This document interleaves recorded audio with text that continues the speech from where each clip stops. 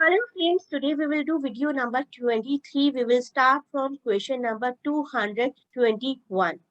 We have been doing this series and we have already covered 220 questions. These questions are really going to be very important for any of your literary competitive exam. Let us proceed to our questions now. Next question, question number 221. Whom did Keats regard as the prime example of negative capability? The correct answer is option C, William Shakespeare. 220 questions we have already covered in previous 22 videos. Please do watch those videos as well to enhance your knowledge. The link is given in description. Let us come to the explanation of this question. Keats said, uh, Keats says that negative capability, which is a writer's ability, which Shakespeare possessed so enormously to accept uncertainties, mysteries, doubts without any irritable reaching after fact and reason. And according to English poet John Keats, negative capability is something which is full of uncertainties, doubts, and mysteries. And he used the term in 1817 in a letter to his brothers. 222. Charles Dickens' A Tale of Two Cities begin with which sentence? It was the best of time, it was the worst of time, it was the brightest and darkest, richest, poorest, happiest, saddest. I know many of you already know the answer. Option A is the right one here. This is a great paradox as well as used as a great proverb. It was the best of times, it was the worst of times.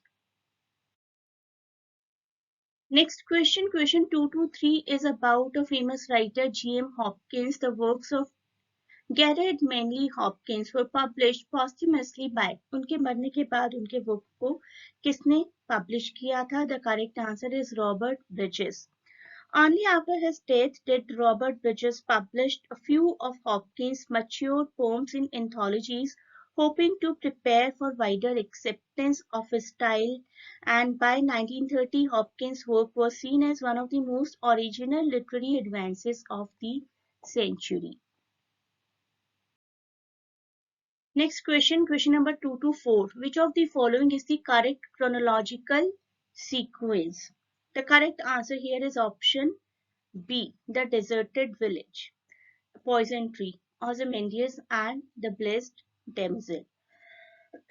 इसी sequence में देखते हैं deserted village सबसे पहले publish हुई थी 1770 में, written by Oliver Goldsmith and it is the work of social commentary. Poison tree, a poem written by William Blake. William Blake की पोएट्रीज हम सभी जानते हैं कि 1789 और 94 में पब्लिश हुई थी. This was published in 1794 because it was first time published as a collection of poetries of experience, songs of experience collection. Ozymandias एक sonnet है written by the English romantic poet P.B. Shelley and first published in 1818 और जिस issue में publish हुआ था उसका नाम था examiner. And the Blessed Damsel is perhaps the best known poem by D.G. Rossetti as well as the title of his painting illustrating the subject, and the poem was first published in 1851-850, the same year when Tennyson was made the poet laureate, the same year when Wordsworth died, the same year when Prelude got published.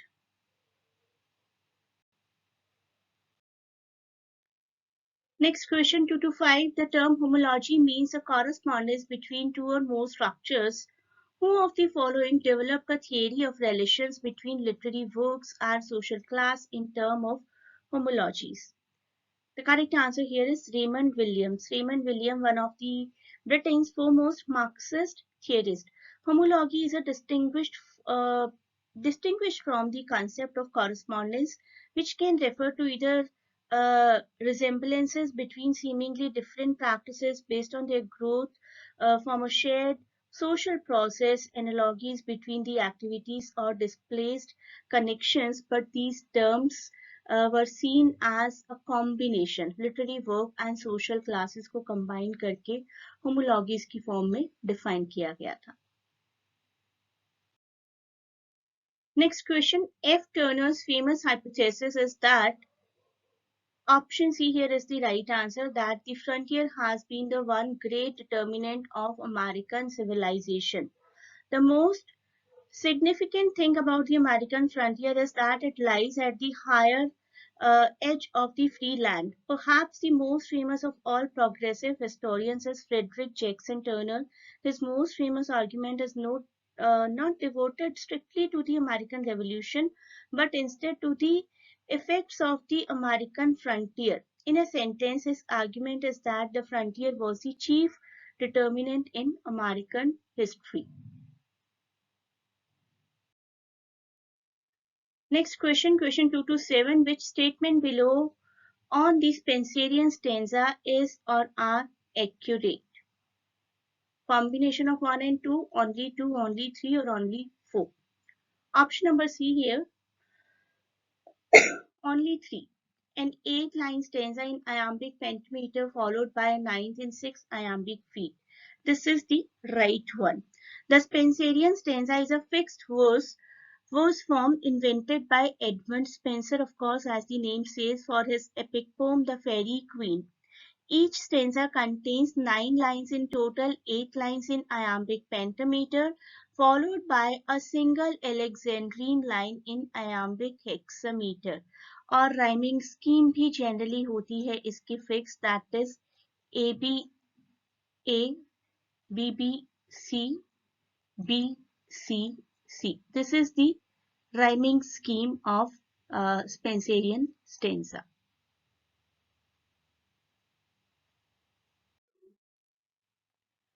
Next question, we are supposed to match few texts with their themes. Let us go for it. Areopagitica by Milton. It was written for the liberty of unlicensed printing. Next is Leviathan by Hobbes, and it was for absolute sovereignty.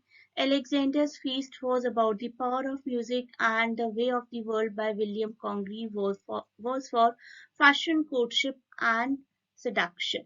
So here option B becomes the right answer. Next question, question 2 to 9. The preliminary version of James Joyce's portrait of the artist as a young man was called what of the following? The correct answer here is Stephen Hero.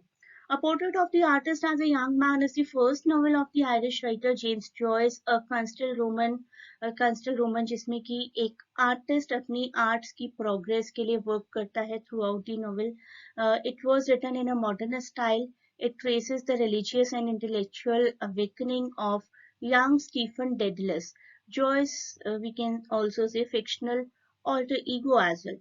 A Portrait began life in 1904. Actually तो 1904 में start किया था as Stephen Hero, a projected 63 chapter autobiographical novel in a realistic style. But after 25 chapters, Joyce abandoned Stephen Hero in 1907 and set to reworking its theme and protagonist into a condensed 5-chapter novel which reached to us as the artist portrait of the artist as a young man. Next question, question 230. A pastiche is a mixture of themes, stylistic element or subjects borrowed from other works. It is distinguished from of parody because not all parody is pastiche. A pastiche is also known as purple passage. A pastiche is given to an elevated style, especially in its use of figurative language. Now these 4 statements are given and we are supposed to tell which combination is correct here. The correct answer is option A. 1 and 2 are correct. Yes, it is distinguished from the parody and it is a mixture of theme, stylistic elements or subjects borrowed from other work. Let us know more about pastiche. Pastiche is a work of visual art, literature, theatre, music or architecture that imitates the style or character of the other work or any work of more than even one artist. But unlike parody, pastiche celebrates the work it imitates, it does not mock it. Many of the pastiche examples are in the form of detective novels that are written in the same fashion, same style of Sherlock Holmes, where there is a detective character. Detective character का एक बहुत अच्छा friend होता है who helps him in the investigation and writes about the character as well. For example, Byomkesh Bakshi, the Indian detective, is one example which is written quite in the same fashion as Sherlock Holmes. Although the stories are quite different, but the basic plot is the same. And we can also say that the creation Rosencrantz and Guildenstern are dead.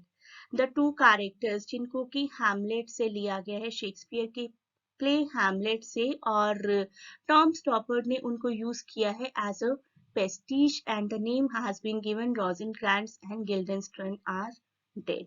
So pastiche is a work जो बोरो होता है दूसरे work से, लेकिन parody नहीं होता क्योंकि mock नहीं करता है, सिर्फ उसके बेसिक्स, उसकी सेटिंग्स को यूज करता है. So here we have reached to the end of this part of the video. You may join the classes to cover all the topics in detail. Thanks a lot for watching and best of luck for your exams. Please do not forget to share and subscribe the channel and give your valuable feedback in comments.